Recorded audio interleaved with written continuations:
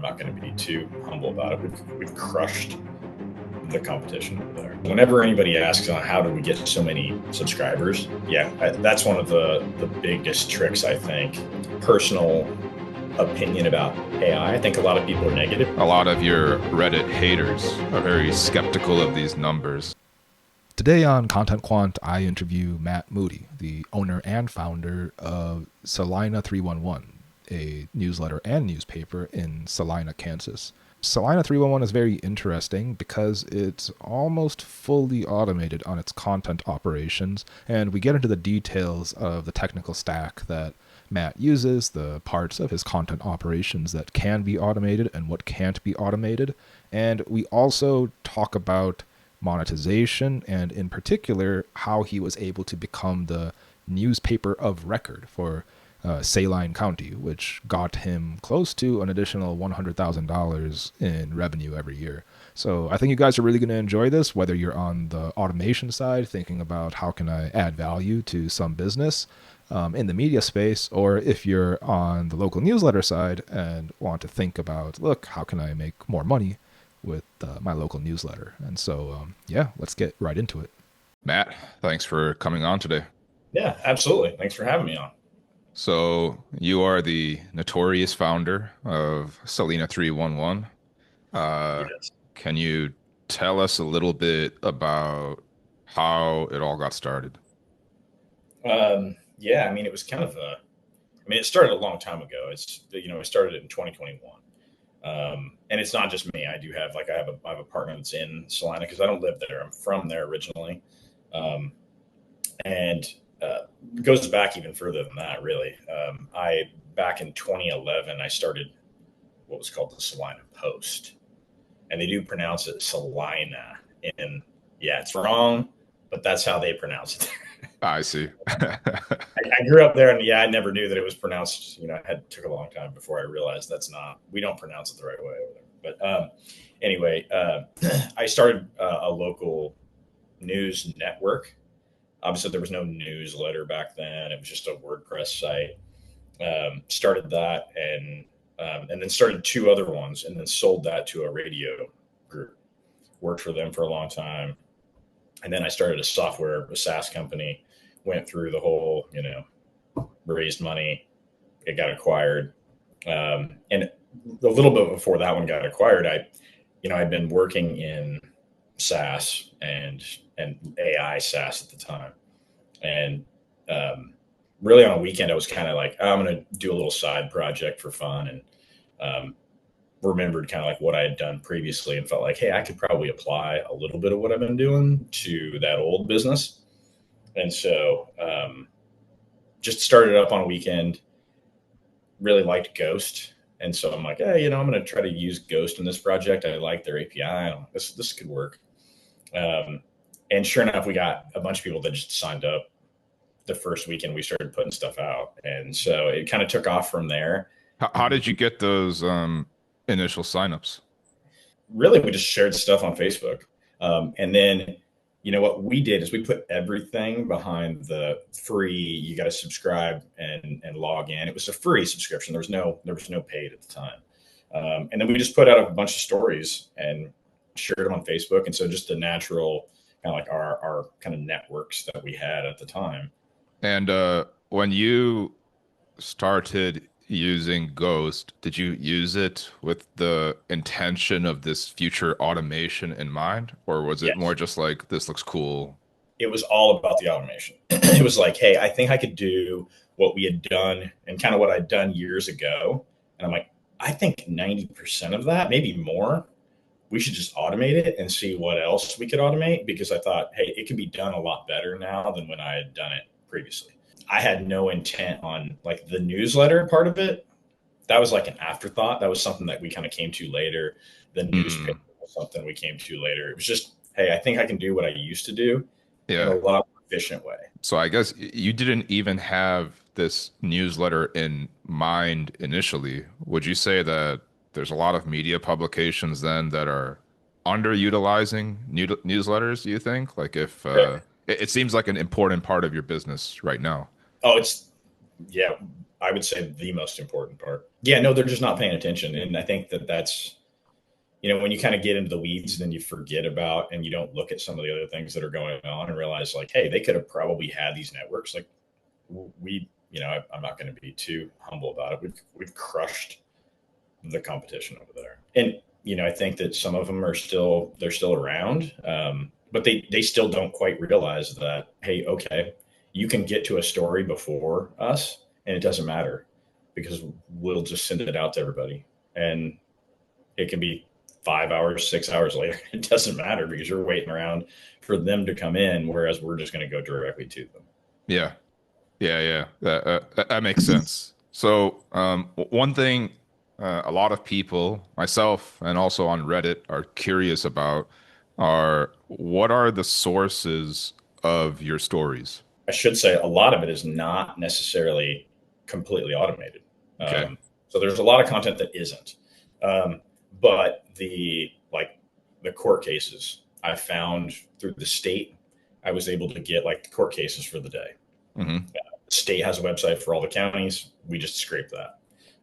The public meetings, all the public meetings were either they're on YouTube, which a good chunk of them in Salina, they're almost all on YouTube. So we just, like you, basically the same thing that you built. We just run that over the top of it. We get the transcript out of it, and we turn those into stories. The weather, obviously easy to automate. The obituaries, easy to automate. Some of our like daily content is all automated. Mm-hmm. And then the police briefings, those are semi-automated. So sometimes we're into a media list and they email that out. So I have another one that goes through using the Gmail API, and we have our way of identifying that. And so then it loads it into drafts and ghosts, which, I still proof them and make sure, because there's obviously still a lot of mistakes that can be made. So what are you proofing for and proofing against when you're proofing automated content? Yeah. Biggest thing is, in like the public meetings, the hardest thing is names. So the transcripts are really bad at names. That's probably the number one is anytime anybody, so names, and anytime anybody speaks, we don't necessarily know, which, if it's a board, you don't know which one's actually speaking. There's no way to identify that in the transcript. Yeah. And so that one, we have to kind of go in and say, oh no, because it'll guess. A lot of ours right now, and we use Claude for ours, and it will actually like pull up old commissioners' names from like a decade ago, Mm-hmm. and assign that to them. And so, obviously I'm working on ways to fix that, because I think that's solvable. And when you say you're using Claude, are you using Anthropic models also to transcribe the YouTube videos? Yes. Interesting. Oh, no. So there's sort of like two ways. Like, if the transcript is available, then right now we're just using the YouTube. Like, I just basically get the transcript from YouTube, and then hand that off to Claude. Got it. If the transcript is not available, then what do you do? Yeah, then what we've typically done, because we have so now that we started to expand, some of these other counties, they don't even have, like the county that I live in right now, they don't do anything on video. So now I'm just sending somebody over with Otter, and I just have them record it, and then we just get the transcript from there. So what are the things that are outstanding that are not being automated? So you said there's parts of the police reports, and what else is there? Yeah. So then sometimes the police reports, then they have a briefing with the media where they'll bring in the media. And so obviously, like, we have to send somebody over. We can't, access that via video. So we have that we have somebody that goes over the photography. That's one big factor. So whenever anybody asks on how do we get so many subscribers, a lot of it is the photography that we do. So we have a group of local, they live in the community, photographers. We have a Slack group with them. We have it all organized, largely like that's why we went down the road of an events calendar, was that we needed a place to organize all of this. And then what we did is then every time they load a photo gallery of any event, it's pretty easy to realize like everybody wants a photo of themselves, their kids, their friends. They'll go look at that. When we first started doing it, it was all under the free, like you just have to subscribe. Mm-hmm. And then eventually, especially with sporting events, then we added those under our paid subscription. So that's how we got a lot of the digital paid subscribers, was that we do these photo galleries. And that kind of became what we were really sort of like one of the big things that we were known for originally, was that we would do these photo galleries. Every time we do those, then it's a deluge of subscribers. Yeah, it makes sense. It's on my website, I use this database of local newsletters as a lead magnet, because you can see it, but then if you want to see the details, you have to give me your email. And so what makes sense in a local context? Well, you want to see the photos of the event you just went to. How does your relationship work with the photographers? Are they paid? Is it for publicity for them? And how, for the automated content, there are usually photos there. So are those photos that one of these photographers has taken? How are you getting licensing rights for those photos? We pay them. We paid them since the beginning. We kind of look at them as, I mean, again, they're the lead magnet. They're going to drive in a lot of that's content that we'll get subscribers on that for years. I mean, we can see, like, there was a year ago, somebody realized, oh, my kid was in that and I didn't see it. And they're like, they hear about it somehow and they'll go sign up. That's one of the biggest tricks, I think, is getting some of that non-AI content. I think it's kind of a blend. We automate the stuff that's low-hanging fruit that you can, and then we pay essentially the contract photography. We have like 6 or 7 of them, and they post that's all done manually. They do all that work manually. There is zero automation that goes into the photography. So we pay for all of those. We own all of those photos as part of the contract that we have with them. And then some of the other photos, like we use Unsplash. I guess we do have a subscription to, iStock and stuff like that. Are Facebook ads part of your growth strategy, or is it all organic? It's largely organic. The only other thing that we did on Facebook was that I bought the 2 largest groups that were serving the community in different ways. There was like a police scanner page. I bought that one. And essentially we just turned that into, we don't even really do all that much on them other than it just puts our name on it. Yeah. And it gave us the ability to kind of go, oh, we don't, because my strategy when I started the previous news, like local network, it was all Facebook. Mm-hmm. And these old radio groups, they weren't on it at the time. They didn't mess around with it. And so we just we outmaneuvered them through using social back then. But towards the end, I realized, okay, Facebook at the time, you shared it out, and almost everybody that was a follower got to see it. And then obviously they turned that dial, and you got to pay. I was like, hey, we're not going to do that again. It isn't going to work. And so I was like, well, let's just go find these pages. Then when we really need to share something on there, when it's really big and it's really kind of like in that niche, then it just gives us another angle. And it's a lot better than us having to mess around with creating a Facebook page and doing Facebook ads. I've never really got I know that's like the strategy. It seems like in local newsletters, I've never really understood that, because it seems to me like it's a lot of like landing page and, hey, come in and sign up. And I figure, yeah, you're probably getting people to convert, but you're not actually giving them what they're there for.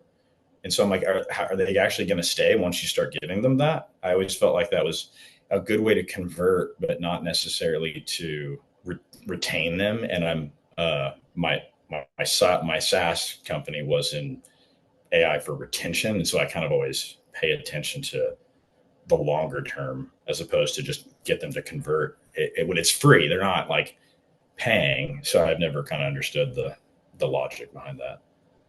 Got a ton of questions. I'm actually going to pull up a Google Doc so I can start writing things down and not forget while you're speaking.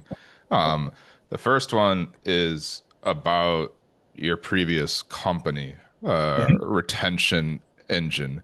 What was Retention Engine? Yeah. So Retention Engine was the product, one of the products we built. The company is called Bellwether, and the real kind of concept I got into customer retention was the origin for Bellwether, and I started messing around with reinforcement learning.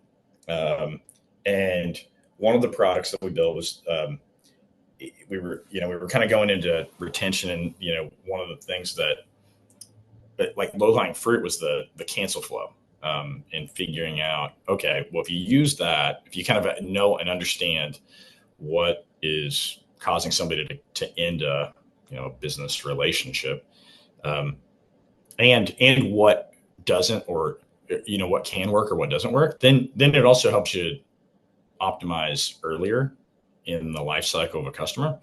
And so we built a cancellation flow that used a reinforcement learning model to optimize that cancel flow in order to retain the customer. So everybody's experienced it now. There weren't a lot of them back when we first started this. There were very few. But essentially, it asked that first question, why do you want to cancel? Second, then it would start to, so a lot of times you could A/B test, where you go in and say, oh, how about this? Well, that seemed kind of silly. And so instead we used a reinforcement learning model that would take in the customer data and then what was wrong, why they wanted to cancel their subscription, combine all of that, and then optimize the offer to retain them. And so we did that. It would save almost 30% of the subscribers. And so we sold that into the Shopify subscription space. I see. Could you describe a bit your prior technical background? Many people are interested in automating content, but something I'm curious about, and what I think others are curious about, is what do you need to know to do what you did? So what was your technical background? Yeah, my technical background is in software development and machine learning. Self-taught. I have no degree. I've just been doing it. I'm pretty old at this point, so I've been doing it a really long time. Yeah. And yeah, that's it. I don't to be able to pull off a lot of this stuff anymore. Man, I don't know that my technical background helps me a whole hell of a lot. I think there's probably, and I may not necessarily pay attention to some of it anymore. I just kind of know some stuff that I don't, necessarily, think about all that often. But yeah. I don't think you necessarily need that much. I've been telling a lot of people, I'm like, hey, there's a lot of stuff that you could do in your normal work that you shouldn't be doing, whether or not your boss necessarily knows it or not, but you could automate a lot of that stuff and probably make your day a hell of a lot easier. And you don't really need, if you have a little bit of a Python background and to be able to just connect things, then, and hell anymore, you don't even really need that. Jump into Claude Code or Cursor and you can figure your, yeah. You can either mess up a lot of stuff or you can end up with something pretty helpful. 100%. For the automations that you make for Salina 311, what is your technical stack? So it's everything's Python. And then we run everything on DigitalOcean. Okay. So you have a server on which these Python jobs are running by cron or some orchestration tool. Yeah. And they just write out maybe intermediate things, just keep them on the server, and everything goes into Ghost. So it's just from Python to Ghost. Is that the pipeline, or are there other pieces to it? That's primarily how everything works. And obviously now that we're kind of there were other things that I ended up having to build, in order to work with Ghost. And so that's part of the reason why I started building my own, kind of similarly to kind of what you're doing. I'm like, I'm going to start building my own thing, and there's just more flexibility that I kind of need. And so, yeah, at first everything just got pumped into Ghost, and then recently we started building out Fractals, and that one makes everything a little bit easier. But that's a Django application running with. I hate like front end frameworks, and so I just use HTMX with Okay. Django, Yeah. and I'm all right. This is going to help me get where I need to go for an early product. I went down the other road when I built retention engine and spent all this time doing everything the way that everybody would recommend you do, and I'm like, yeah, I just wasted a lot of time and money doing that, and I'm like, I can do this way more efficiently. And there's some things that are going to be a little bit more janky, but I don't know that it necessarily matters all that much. Yeah, makes sense if it gets the job done. I don't think users are going to care. Yeah. Two questions I have there. First, are you the only developer of Yeah. Fractals? Okay. Yeah. And could you describe your development workflow? Are you using Claude Code or Cursor for Fractals? Do you use Git? Like, just tell us Yeah. about how Yeah. you work. Yeah. Yeah. Just using Cursor right now. It's been built 100% with Cursor. Then Git, and then Git connected to DigitalOcean. And yeah, it's pretty easy. Pretty straightforward. And I try to keep it a little bit more simple. In the past, I did all kinds of crazy stuff, and I'm like, I'm not doing that again. I'm just going to build this. And I think once we get a little bit further down the road, I'm also, I've contemplated going down the VC route again. I did that the last time, said I wouldn't do it again. And I don't, I'm in a different position now, but, I don't want to say I would never do that, but, last time was with the retention engine. You went down the VC route. Yeah, with Bellwether, we raised a $3 million seed round, went through Techstars, did all of that stuff.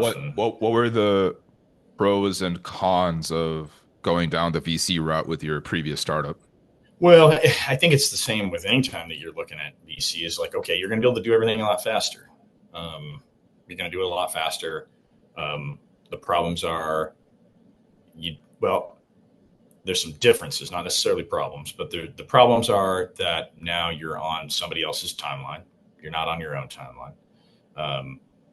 And there's just a lot more, even though you're a founder, you're not the only decision maker. You could try that. And if everything goes well, then that probably will work.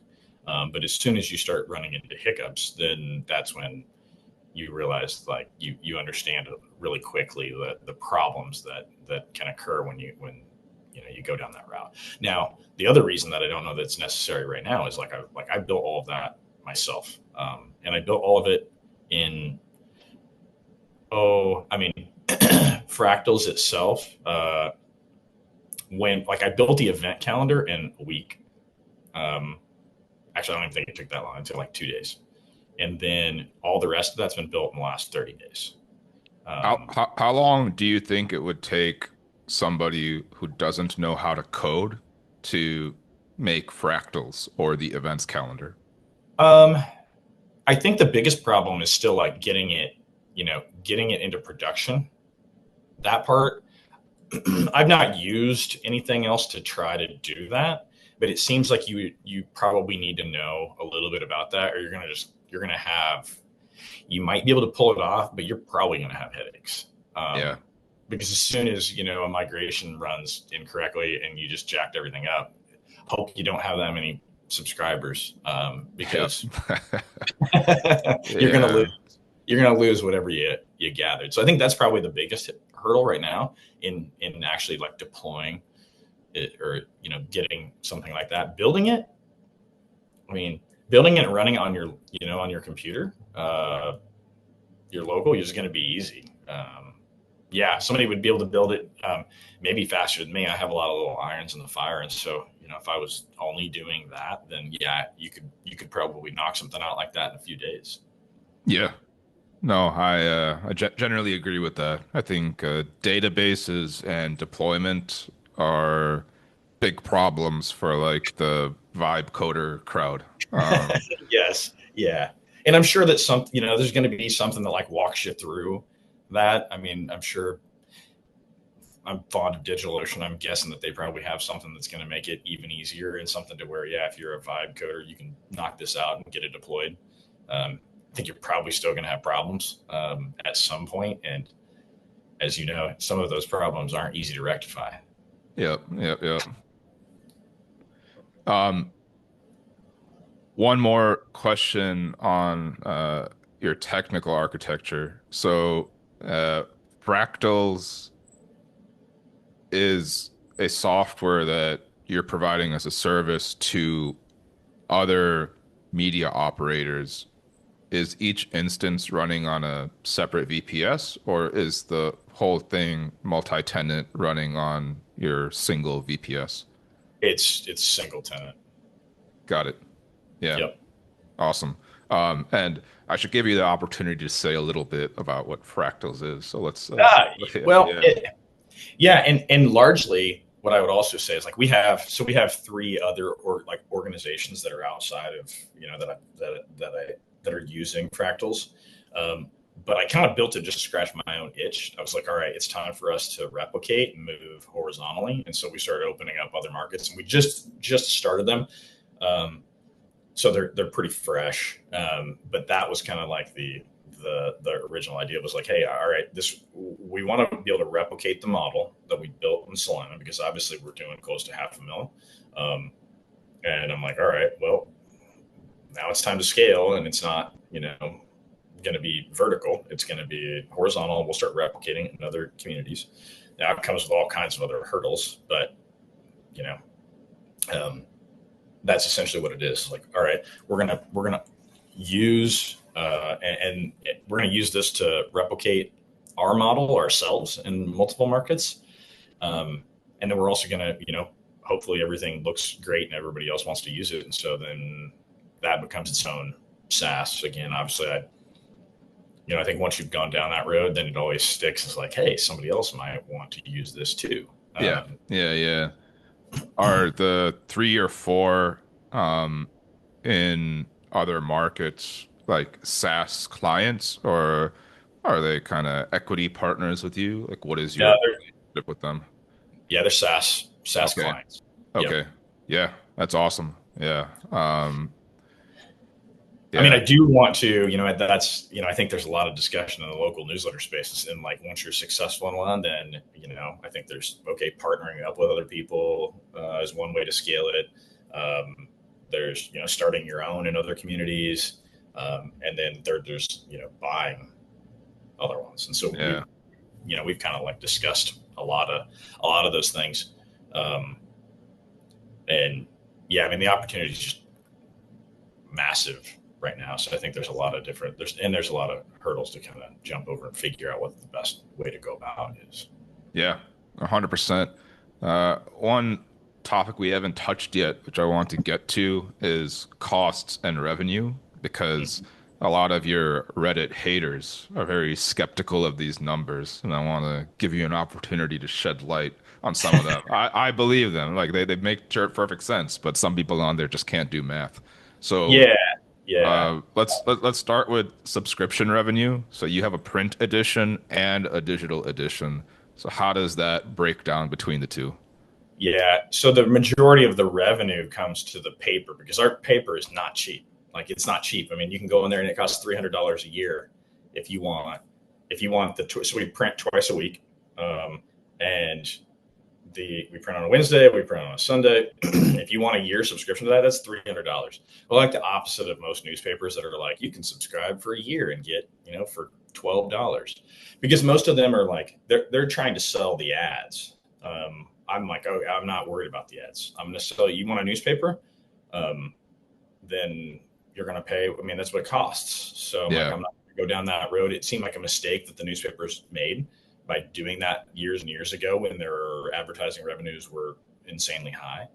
And so we just said, all right, ours is going to be really expensive. You don't sell ads in the print newspaper?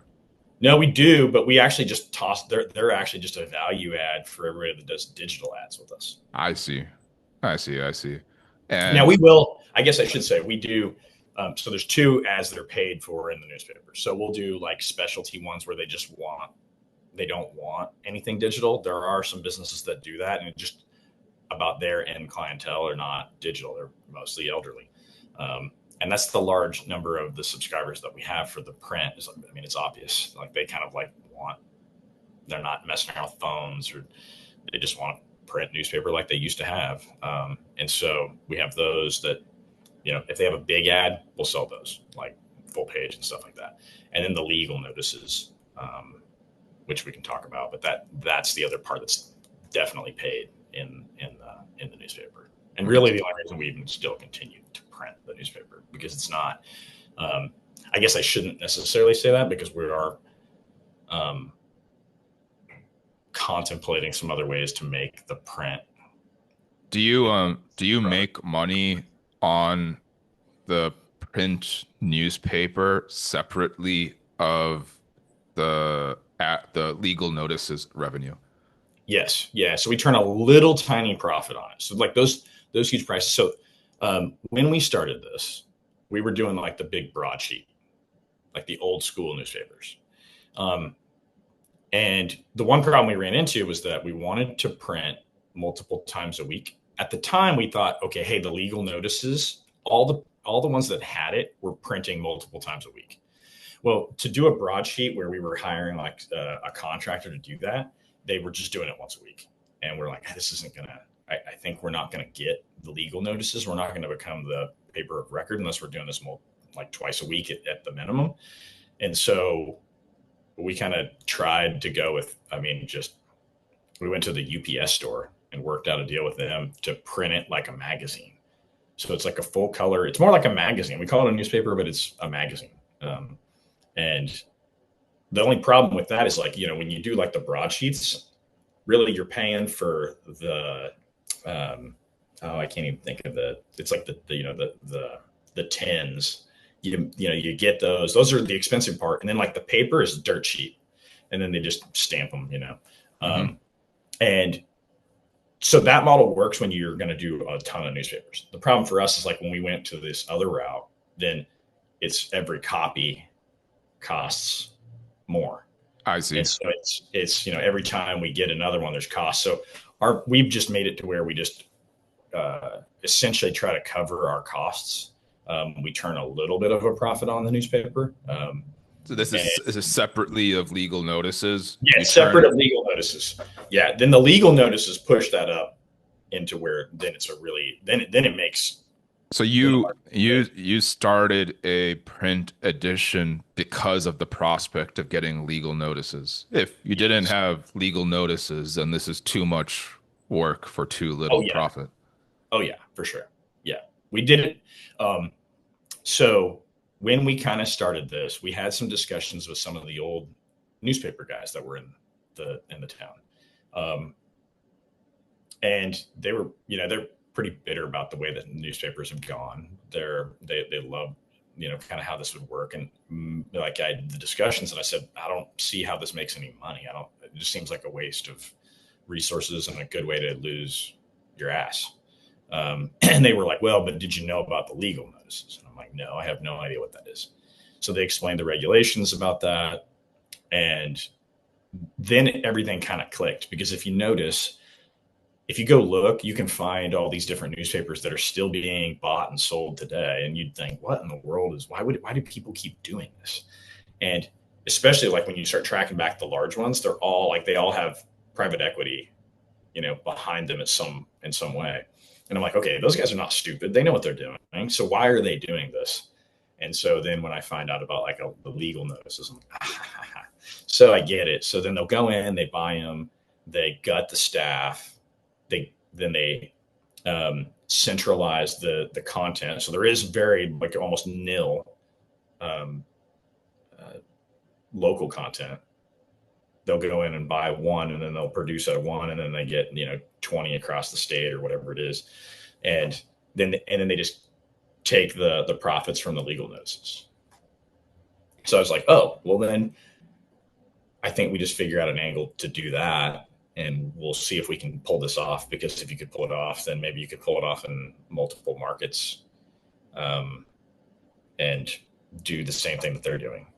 Did you start the newsletter with the intention of having a print edition which gets legal notices revenue, or was that a separate decision? No, that was like later, and it was just after we started doing everything online. Yeah. And I don't think, I'd have to go back because I'm trying to remember when we actually started doing the newsletter. It was just a website. It was just a website with stories, like the local stuff that was automated. That was all it was. Yeah. And at some point, I think I kind of started noticing, and I was like, hey, we can, I think it was just another factor in Ghost, just another feature. And I'm like, all right, well, let's start doing this. And then we started hearing a lot of people saying, hey, I like the email. And I'm like, okay. Yeah. And then it kind of took off from there. And then the discussion started with some of the older news, past journalists, and kind of there. And, we wanted to talk to them about, hey, could you, the local newspaper used to be the thing. And it's like, is there a way to bring that back? So we had discussions with them, and that's what kind of led to the legal notices. Makes sense. So for other local newsletter operators, do you think that they'd also be able to have a chance at this legal notices revenue? What are the processes to become the newspaper of record? Is it difficult? Is it straightforward? How does that work? It's difficult. I don't know if it's possible. I think that it should be. And I'm a little opinionated on this, because originally when I thought about it, I was like, this is just a racket. This is just some stupid, like, arcane regulation that's really dumb. And after doing it for a while, I kind of, and obviously, like, it butters my bread. So I might have a different look at it, a different perspective on it. But what's kind of happening right now is that a lot of these counties and municipalities, a lot of them have this. I don't know if it's every state, but what's kind of happened, which is interesting, is that a lot of them don't have an alternative like us. There is nothing. And if, like, the Gannett or, whatever, if they pull out, then that regulation is kind of like, okay, that doesn't work. So then the cities and the counties will put it on their website, which nobody sees, which was that was the origin of the law, was that there's these things that the public should know about, like their budget hearing. Okay. Well, if it's not held by a third party, then they get a hold of budget hearing. And how many people show up to these budget hearings anymore? And everybody wonders why their property taxes are going through the roof. And because nobody shows up, nobody paid attention, because they had no way of knowing. And that's where I get a little opinionated on this. I'm like, yeah, if we weren't doing it, then it'd be on their website. Nobody goes to the city website. Nobody's going to the county website or signing up for their stuff. I mean, there's 20 people that probably do that. Could you have gotten the public notices revenue without having a print edition? No. So that's where the regulation, now that's the right part of the regulation that's kind of silly, is that it has to be printed.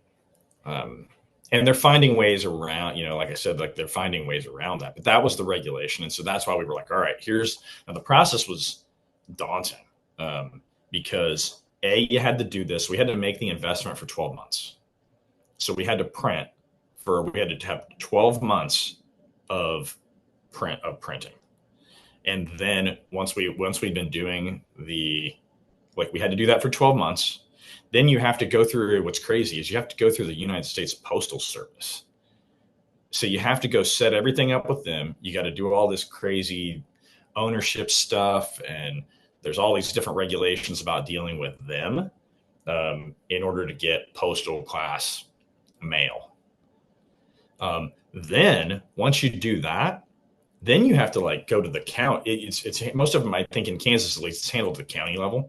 So then you have to get into the county and actually convince them that they should take this up. Now, that's relatively easy if you have a good county treasurer, which Saline County has right now and had at the time. He was great. And he was like, yeah, everybody knows the newspaper has just been gutted and it isn't helpful, and they're just taking this money from us. So we worked out a deal, and we said they put it up for bids. We came in, we just cut it in half, basically. I think we came in half of what, you can go in and look at what the county paid the year previously. Hmm. So we just went in and were like, all right, let's go back through and see exactly how much. Let's say another local newsletter wants to try to get at this public notices revenue. How would they find out who is the newspaper of record and how much that newspaper of record is currently being paid?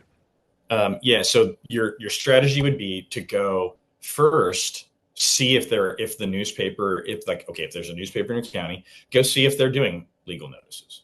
So you got to go through and find out, okay, is that even a thing? Because it may not be. In some places, they're either too small and they fall under different regulations. But your first step would be like, okay, are they printing these things?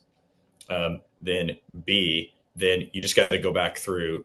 Usually, like the expenses for the county are on their website. You can find that relatively easy. If you can't, then you should be able to contact whom, like I don't know if it'd be the treasurer or wherever. We just found it all online. And then that'd be like your origin for it, is you go see how much they're making and then try to just out compete them.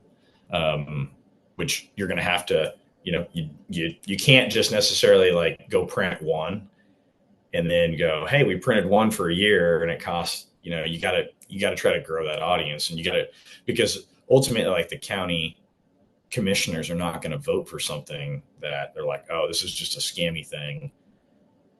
They don't necessarily want to do that. I think most of those people are well-meaning, and they're like, okay, if this makes sense, and then you go, oh yeah, then it saves the county a lot of money. Then that's how and as long as you get your unit economics okay, then you should be able to make a profit off of it. Yeah, 100%. That makes sense. Okay, so you're and the legal or public notices revenue that you get at Salina 311, it's split between what you get from the county and then a variable amount that you're getting from the community. Is that correct? Yes. Yeah. So you have the count. Well, you have the county. We also have the city. So the city, that's two. And then there's other entities too, like the library. They all kind of have their own statutes and stuff that they have to follow as far as like what is considered like a legal notice or a public notice is what used interchangeably for the most part. And then there's all these other things that like when somebody passes away and there's, if there's questions about, how, the funds and everything else, they have to publish a notice. So all the legal, the firms that handle all that stuff, name changes, there's all kinds of things that have to be, public notice. For the county, it's like the sale of things. Then they're like delinquent tax. They have to publish that. Their budget hearings are the big one.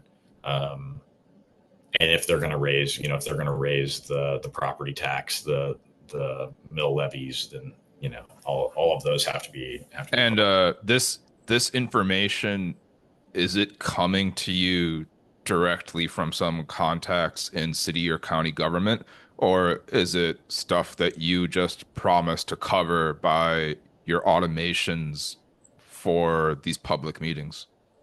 So the public meetings, like when we first started with the legal notices, then we weren't covering the public meetings. So until I kind of started working through with, the application that takes the public meetings and turns those into news, then we didn't even cover them at all. Yeah. Because it was too expensive to send, and you touched on that in your video. I'm like, yeah, these things are really important. And it's crazy that there's just no publicity. Like they can go spend money over here and over there, and there's nobody paying attention to it because nobody shows up to these meetings. Yeah. Often they're having it at 8 a.m. on a weekday, and most people are working. They're not paying attention to this stuff. And so I think the ramifications of us covering it have been enormous. And especially we've really doubled down to where now every single meeting they have, like planning commission, the humanities, like every time that there's something, then every one of those is covered now. But yeah, and I kind of went on a tangent there, but back to the original question was, it didn't really have anything to do with us getting the legal notices. The Here's a topic that I think a lot of people are interested in. Uh, Most of the content on Salina 311 is automated, fully or partially. Does your audience know, and does your audience care? No, they don't. I don't think they know, but I think that they're also like, we just don't talk about it. And I think that they don't necessarily, I think that they would care if we were like talking about it all the time.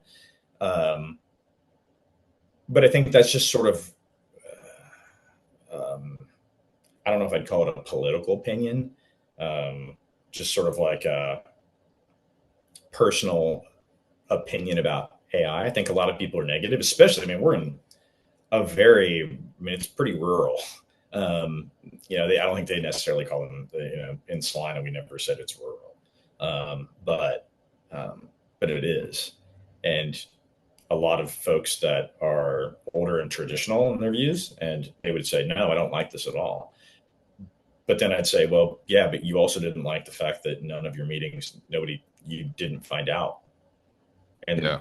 the government did whatever they wanted, and you probably prefer the latter. Yeah. Um, and so that's kind of, yeah. So no, they don't necessarily know, although they they probably know. I don't think that they're that naive. I think that they just don't pay attention because we don't blab about it. Got it. Got it. No, that makes sense. And George is like, George. It's like George. There's, uh, Your friendly local news provider yeah, just turned away from the camera, George. yeah. It's George, and if you look up George's name, it's George Nilrak, which is George Carlin backwards.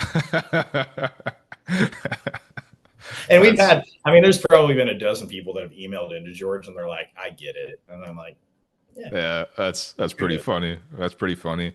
What are the demographics of Salina, and what are the demographics of your audience? Mm. So I, I don't necessarily know all the exact demographics. It's a fairly rural. I mean, it's a city. It's 60,000 in the county, roughly. Um, it's you know, I don't know what the main age is. It obviously skews older. Most of the rural locations do. Um, but it's probably, and we kind of nail the demographics. We just, obviously at this point we're like, we almost have everybody, we think. Obviously everybody isn't necessarily, all of the subscribers aren't necessarily in Saline County. We know that, and it's What kind of, what it's a what hub. what proportion of your subscribers are in Saline or Saline County? It's, we don't necessarily even know, because it's tough to know when they sign up. Obviously when we get the print, then we know that one for sure. And that's pretty much for everybody. It's maybe like 98% for Hmm. the print. The rest, I think the way that, like, we look at the way that they interact with things, then we think it's about 2/3 are actually like in the county, and there's a third that are in, like, because that, the way that the population skews in Kansas is like, that's like your last stop before, like, once you start getting west of there, anybody that's ever traveled, it gets a little bit a lot more sparse in the population. So it's like it's the hub of everything west of there. A Hmm. lot of people come over to do their shopping and all that stuff. So So there are places outside of county limits for which Salina is still an important city, and yes, so it's yeah, likely that a lot of the non-Saline County subscribers are still in Kansas, but just far out. It's a rural yes, area. yes, and it's always kind of been that way. Back when the Salina Journal was the newspaper for the longest time. That was the paper of record. And I talked to the former um, publisher and editor, and I can't remember exactly what he said, but there was like a huge chunk of their newspapers that went west, and it makes sense because it was the next it was the closest hub. So Yeah, makes sense. Makes sense. Um, all right, so we've got subscription revenue, which we've discussed. On the print, I guess you're not netting that much without the legal notices, and then the legal notices give a huge bump. So that helps out a lot. That's like your margins basically on the print edition, the Yeah, and legal I should notices revenue. probably, yeah, and I'll probably, I want to break down why, because then that'll be the next question is like, okay, well, okay, if you're charging that much for it, surely the paper and the printing isn't that much, and that's true. So we have an employee that goes, or it's a contract employee that goes and gets the newspapers from the printer, gets them to the post office. So we have, she does that every week, and then also handles some of like there's some people that will actually drop them off. When we first started the newspaper, we actually had God, I can't even think of the app. We had an app. We had our own delivery group. So we had all these contractors that were dropping off papers for us. We didn't use the Postal Service. We only did that actually after we started getting once we were the paper of record. Then we were like, well, we kind of have to use the post office now because that's part of the regulation. But yeah, originally we would drop them off at the door. We had like paper routes, like old school paper routes, which I thought was pretty cool at the time. But Yeah. So we've had that cost, and then we have a contractor that still designs the paper, and that's the biggest expense of all. Is that I've tried to automate that because if we could figure that out, then we're making really nice profit off of that. Interesting. But it's complicated because you do like jump pages and stuff. If you're kind of trying to make it look like a traditional newspaper where you have a column and that column then continues on page 12. Automating that, not easy. Yeah, it could be an interesting area for some developer to take a look at and see if it could be solved now. Oh yeah, and then taking like the images, and like when we do the photo galleries, then we'll lay out like 2 pages of the photo gallery for the sporting event or the event or whatever. Yeah, we have not, and I've been actively working on that, and it still feels like it's a ways off. Yeah, oh, that's super interesting. And then what on the digital subscriptions, you said that's about 30% of your subscription revenue. So it would be something around 80 to 100,000. Is that correct? Yep. That's about right. And is that basically pure profit? Like, what are your costs to support digital content? So the customer service is an AI agent. Sarah, we got another random name. So that originally we handled that. We had somebody that did that. We automated that. But yeah, the rest of it's, goes into all the cost of like the servers for, everything, every program we're running on DigitalOcean, all the API calls, Ghost itself, then of course Stripe takes their cut. But yeah, the rest of that's profit. Awesome. Yeah. Would you say it's like 90% margins, 80% margins on the digital part of your business? Oh yeah. And then I guess the photography, obviously like the photography content, which again, that drives a big chunk, and really like the paid subscriptions, that's the paid subscriptions. That's why we're getting those. So I saw some of the comments, and I don't usually read the comments, but I saw that like, why would anybody pay for that? I'm like, well, yeah, you didn't, especially if you don't have any kids, then it probably is a little bit more confusing. But once you have kids and then you find out your kids' pictures in the paper, then you're probably buying a subscription. Yeah. So the main content a paid subscriber of Salina 311 gets, which a free one doesn't, is the photo galleries. Yeah, we do some random content that we'll put behind the paywall, but we don't do it a lot. Just using the photo galleries, and this obviously just because we have cost involved in that. Yeah. That makes a ton of sense. Okay, so we've talked about subscriptions, talked about legal notices. The other big pillar is advertising. So Salina 311's content operations are almost fully automated. Are your advertising operations automated? No. but that's next. That's what I'm working on with Fractals. So there's different components there. So we don't actually have that many ad units. The ad unit that we sell the most of is the title sponsor in the email, and that one's been sold out. That one's $400 a month, and then we have like secondary ones that are in there. Then we have, then we'll kind of bundle that up with some of the print ads. But as far as like the process goes in the digital ads, we have that. We have the events calendar, so they can feature an image, or sorry, they can first, if they want an image to go with their event, and then those events go into the newsletter, and it's daily. So that's another thing that's, I think, a little different than a lot of the local newsletters where they're doing it like weekly. Now we do it every day. And so we have ads that go into that. Now, the other thing that's interesting and different with the way that we do things versus a lot of the other local newsletters is that a lot of them are weekly. We do it daily. But then we also, because in Ghost, we have multiple newsletters. So we have like crime. So if you want to get the crime story, it isn't like a full list like newsletter. It's just one crime story. But if you want crime, then you can get crime. If you want the obituaries, then you get the obituaries. And each one of those is a separate email. And then we have all the other ones like the community analytics. If you're interested in the charts and the data that for the county, then you get that one. And so we sell ads that'll go into all of these different things. They're just images.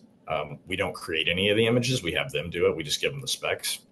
And then we will either, if it's an automated piece, then that's all placements automated. Yeah. And the like photography, now we are starting what we're kind of messing around with this year is taking on sponsors for the photography. So then we'll remove the paywall on the photo galleries, and we'll pay like, here's the sponsor. So we have those. In the events calendar, the other thing is like if they want to boost it, so we can guarantee, like basically we have the events calendar. We let everybody load up their events for free. And then if they want to add an image to that, then they got to pay they pay a one-time fee for the image to be included. And then if they want to be featured in the email, which is, that's where you're going to get the most eyeballs. Yeah. Then you got to pay, and there's a fee per day for all of those. How much does Salina 311's event calendar bring in? So right now it's about 1,000 a month. And that's growing quite a bit. So this is relative. This is all really new. Yeah. So the events calendar's 3 months old. Yeah. And maybe, I don't know, I think it might be longer than that, but about that. And then when we started turning it into a more fully functional application, then that's when it started making a lot more. Yeah. Makes sense. I have some questions going back to that, but I wanted to keep on advertising a little bit. Are your advertisers coming through inbound or outbound? Inbound. We don't do, this is where I look like a dumbass.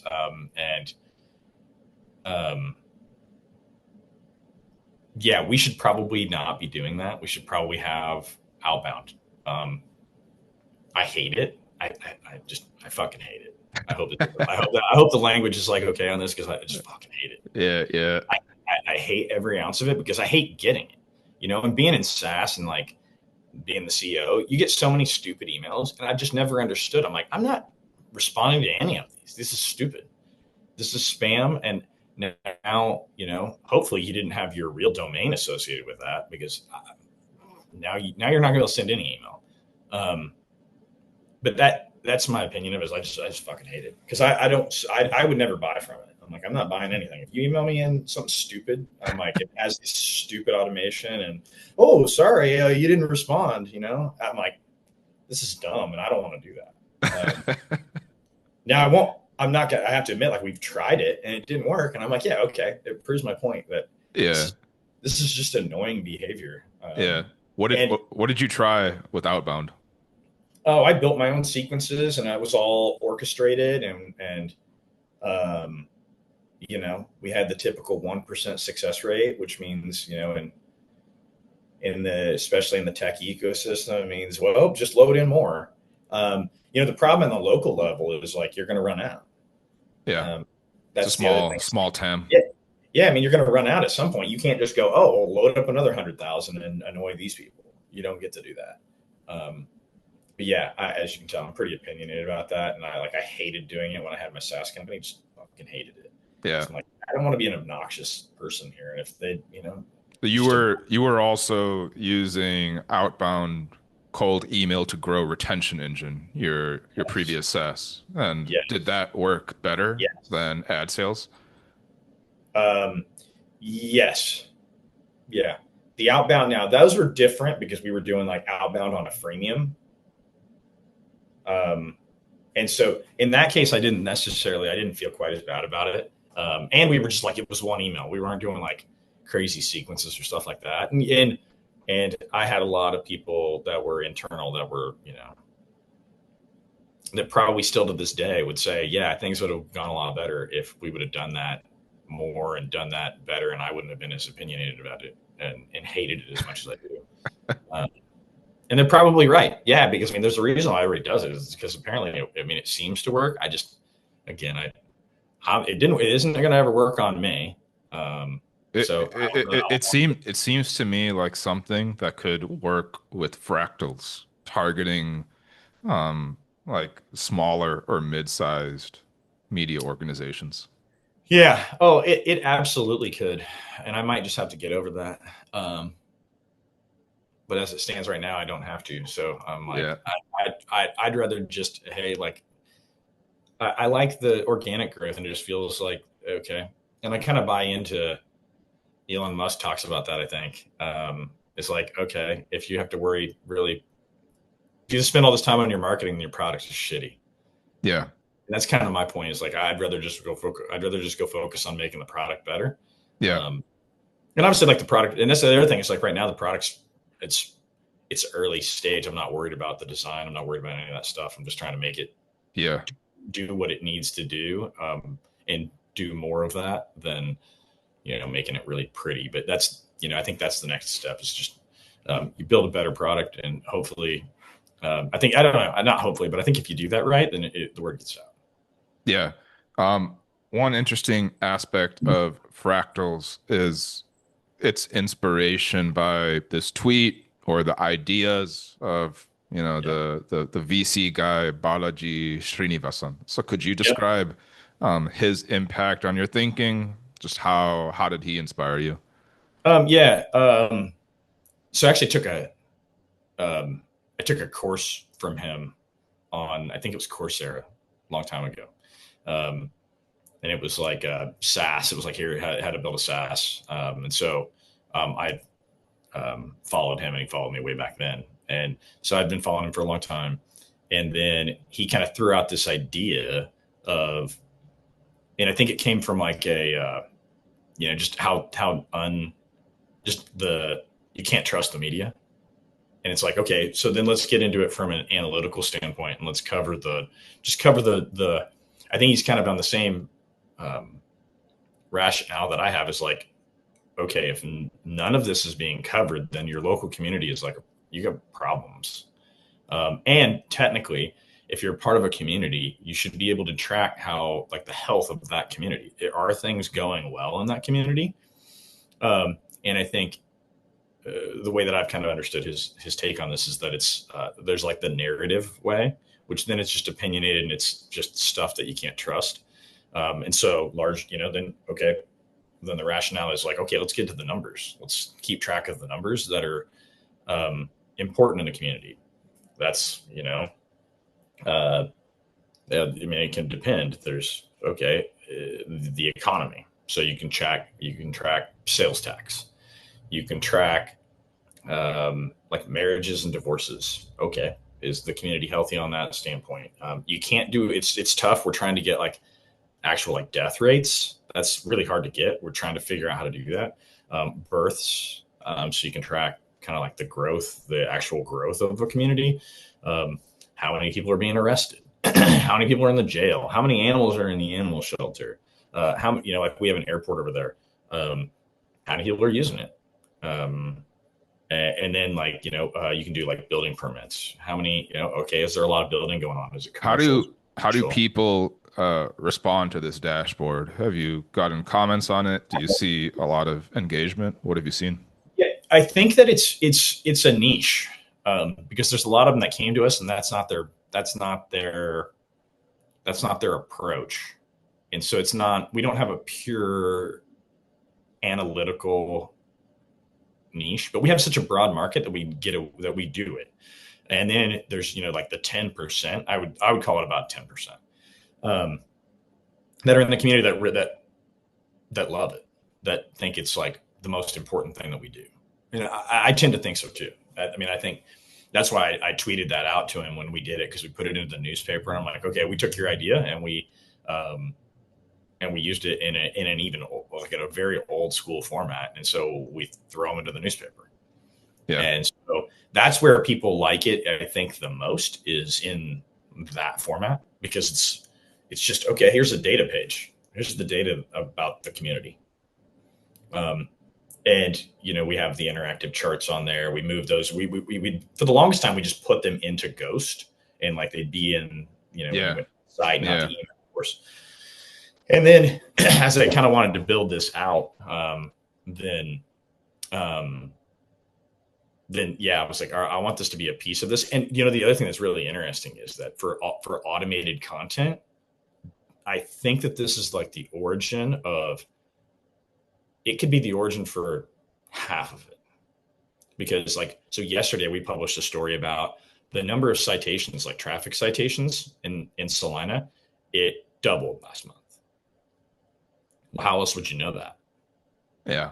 There's no way you would know. And so that gave us a story that was automated. Yeah. So we were like, okay, hey, look at the data from July to August. And now I triggered that because I looked at the chart and I'm like, Jesus, what in the hell happened here? Yeah, like, really? But you could even imagine building, as part of Fractals or separately, an agent on top of this data whose role is to take in the data and then just like write or analyze what is shocking or surprising about it based on some rules that you give it. Yes, exactly. And that would be, I think that's kind of the next step for what we're doing here.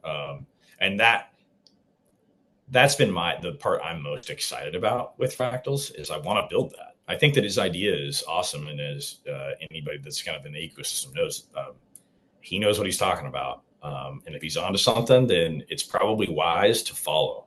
And so that's why I'm like, yeah, all right. I think, and I can see it as maybe the biggest part of this. Now, I think that the events is something that's just another little like market opportunity. So we've kind of merged the different components into Fractals. Yeah. So Fractals consists of this community dashboard plus events. And what else? What is in Fractals? Yeah. So I'm I'm merging in a lot of different components. So we have polls. Polls is that's the biggest one. That one's exploding right now. Our growth on that is up 800%. We had polls, we were using Typeform, but now we have like to where anybody in the community can go add a poll, and then that poll will then show up in the email. And so then that email goes out, and then it just deluge of people that are jumping into these polls, because they're all, for the most part, local polls. And do you have to be a free or paid subscriber to participate or create a poll? No, but what I'm doing right now, so I'm logging like IP addresses. So we want to make it unique. We don't want it to where, anybody can kind of like screw with it, but I didn't necessarily want everybody to have to sign in to participate in the poll. To see the results of the poll, yes, you have to subscribe. Otherwise you don't get to see the results. So that's kind of like the lead magnet there. Yeah. Is okay, you voted, but you don't get to find out unless you sign up. Yeah. And so that's but then we'll allow like the anonymous voting anonymous, but we're tracking the IP address. And so, and I'm probably going to make that a little bit more flushed out to kind of knock down some of the stuff that can be done to kind of skew it. But I like letting people kind of engage with it. That way I can then get them to subscribe. Yeah, makes sense. So we have polls. We have we launched Q&A. This one I don't know if it's going to work or not, but the idea was like there's a lot of questions. Like we have all these people messaging in like Facebook and email, and the last question is like, what's happening over here? Why is what that demolition of that building? When's that going to be done? And so we kind of looked at it as like we're kind of like being like the arbiter of like, okay, you could go email that into the city or the county and good luck getting an answer, but they'll answer us.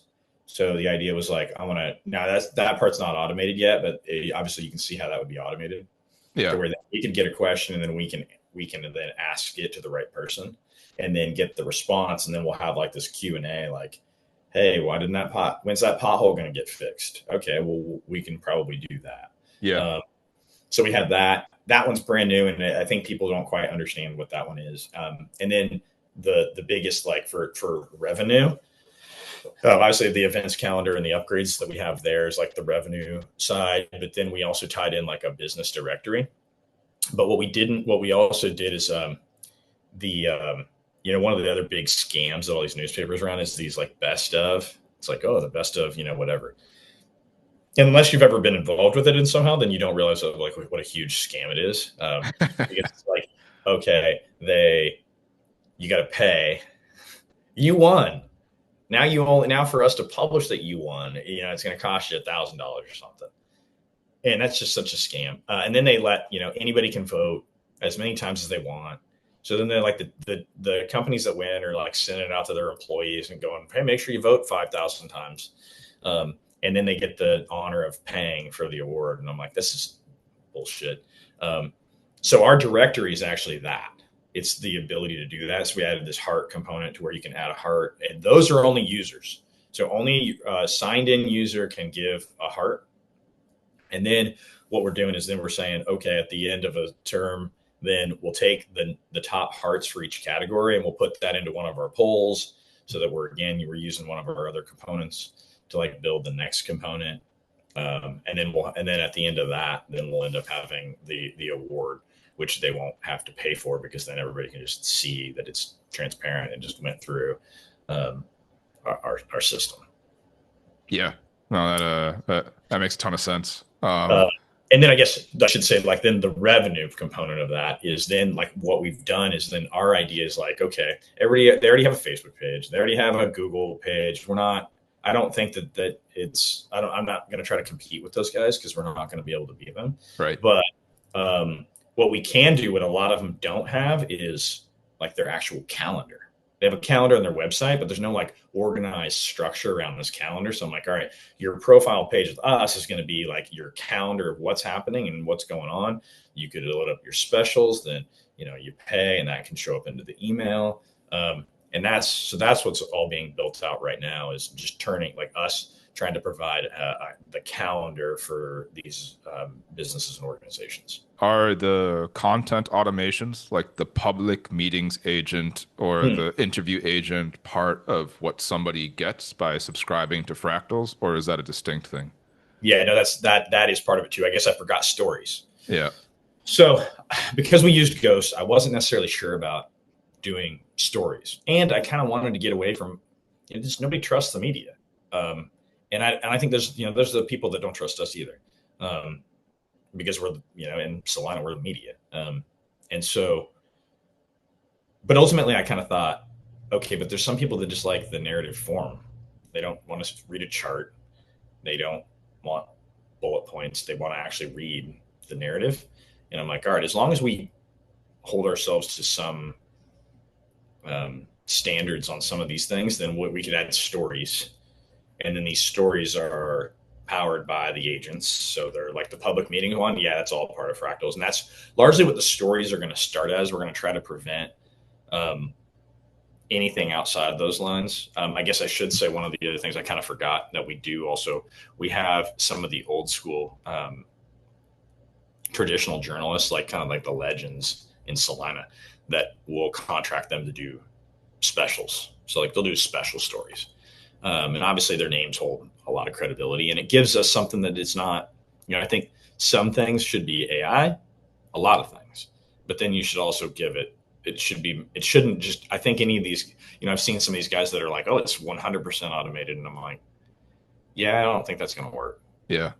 I think you have to have some other things, and so we look at the photography and we look at the, hiring some of those stories that I think need a lot more work, and that's in the favor of the traditional journalists that hate a lot of this stuff. Is I think none of you wanted to go sit through a commission meeting, and you're a liar if you say that. If you say otherwise, you're lying. You wanted to get paid.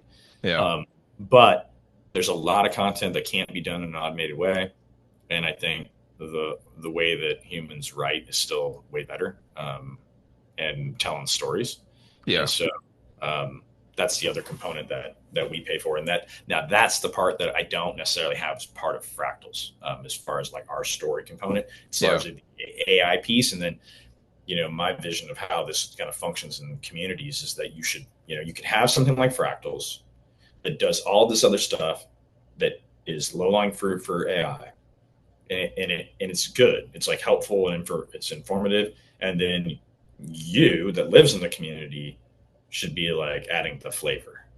Yeah, I completely agree with that. I think there's people who are trying to use AI to write novels, and then they, publish thousands of junk novels on Amazon, which collect in a few $100s per month in Kindle fees.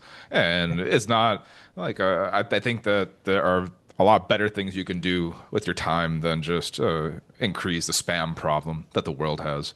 And so I think that the nice thing that I've seen about what you've done with Salina 311 first and Fractals is you've created these very targeted things, agents, automations that are providing something valuable to the community, but which are just hard to get at by manual standard reporting processes, because no journalist is going to create tabulations of crime statistics by hand.